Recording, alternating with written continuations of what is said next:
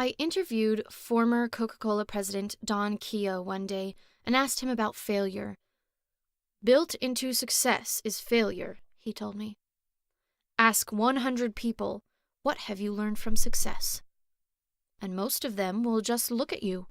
But ask, what have you learned from failure? And you'll get lots of answers." One of his most instructive failures, Keough told me, had been listening to researchers and consultants who insisted the company should launch New Coke in 1985, a move now considered one of the biggest gaffes in corporate history. "The whole process made me a professional skeptic," Keough said 24 years later. "I learned to look beyond data and apply common sense, ask questions beyond the first question." I also interviewed broadcaster Travis Smiley, who had always wanted to be a politician and got started in broadcasting only after failing to get elected to the Los Angeles City Council. "I ran, I lost, I was devastated," Smiley told me. To keep his name and his ideas on voters' minds, he started doing short radio commentaries, which eventually caught on and led to a rewarding career in broadcasting that he never expected. He even wrote a book, Fail Up, about the surprising ways that mistakes and setbacks had ended up propelling him forward. "I drew 3 lessons from all that," he told me, in the preacher-like cadence that has drawn millions of fans to his TV and radio shows. "Sometimes rejection is redirection. Sometimes a dead end is really a finish line. And third, sometimes the universe has more in store for us than we can imagine." I came across the famous commencement speech that late Apple CEO Steve Jobs gave at Stanford University in 2005, describing the despair he felt after getting fired in 1985 from the company he had helped create. "What had been the focus of my entire adult life was gone, and it was devastating," he told rapt listeners. The hiatus, however, forced him to rediscover what he was passionate about and rededicate himself to that. "I didn't see then, but it turned out that getting fired from Apple was the best thing that could have ever happened to me," Jobs said.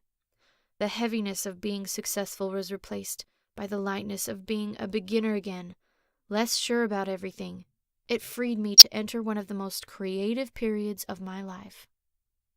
Apple, of course, hired Jobs back in 1996, reversing a long slide for the iconic company and launching the era of the iPod, iPhone, and iPad, which made Apple the most valuable technology company in the world. In a moving commencement speech at Harvard in 2008, the British author of the Harry Potter novels, J.K. Rowling, described the tension she felt early in her career when she chose the whimsical path of writing novels over the steadier trade work that her once impoverished parents urged. She described her own years of failure and doubt as she ended up divorced with a child, jobless, and poor as it is possible to be in modern Britain without being homeless. But that misery forced her to strip away all of the inessential things in her life and direct all of her energy into the only work that mattered to her, which was her writing. "Failure gave me an inner security," she said. "Failure taught me things about myself that I could have learned no other way. I discovered that I had a strong will and more discipline than I had suspected.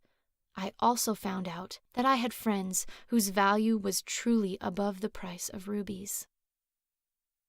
During a commencement speech at Dartmouth in 2011, you may be wondering, like me, where were these great speakers during my graduation ceremony?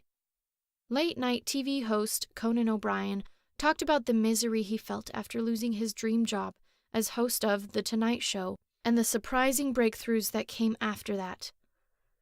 "It was the most satisfying and fascinating year of my professional life," he said of the uncertain time following his departure. "I have never had more fun, been more challenged, and this is important, had more conviction about what I was doing. Whether you fear it or not, disappointment will come. The beauty is that through disappointment you can gain clarity, and with clarity comes conviction and true originality.